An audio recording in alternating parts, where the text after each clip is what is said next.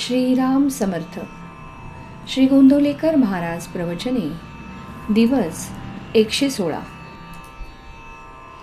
संत हे आपला संबंध भगवंताशी जोडतात. आपले हृदय विषयाने इतके भरले आहे की तिथे भगवंताच्या प्रेमाला जागाच राहिली नाही. बरे, भगवंताचे प्रेम मुद्दाम तिथे घातले तर ते आत न राहता बाहेर पडते आणि वाऱ्यावर उडून जाते. सामानाने गच्च भरलेली जशी एखादी खोली असते तसे आपले हृदय आहे. या हृदयाचा संबंध भगवंताशी जोडण्यासाठी आपल्या हृदयातले सामान म्हणजे विषय खाली करून त्याच्या जागी भगवंताचे प्रेम भरणे जरूर आहे. साधारणपणे आपला अनुभव असा आहे की एखादी वस्तू आपल्याला पुष्कळ आणि पुन्हा पुन्हा मिळाली तरी तिचा वीट येतो. म्हणून जी वस्तू आपल्याला कितीही मिळाली तरी तिचा वीट येणार नाही अशी वस्तू आपण मिळवावी. अशी अवीट असणारी वस्तू एकच आहे, ती म्हणजे भगवंत होय. राजाने आपल्या नावाचा शिक्का केला आणि जो अतिप्रामाणिक होता त्याच्याजवळ दिला. त्याप्रमाणे भगवंताने आपले नाम संतांना दिले. त्यामुळे संत जे करतील त्याला मान्यता देणे भगवंताला जरूरच आहे.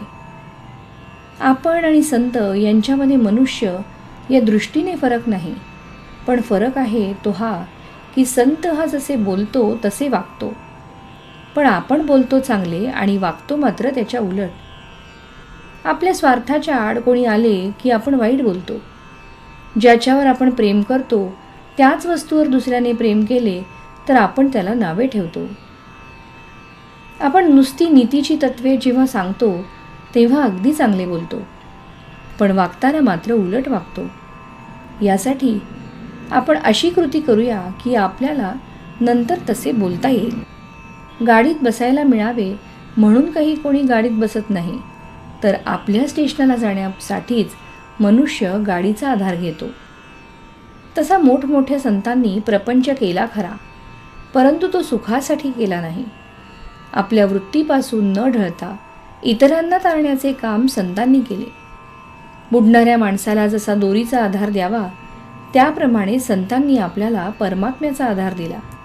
चंदनाच्या झाडाजवळच्या झाडांना जसा चंदनाचा वास लागतो त्याप्रमाणे संतांजवळ राहतो तोही संतच बनतो.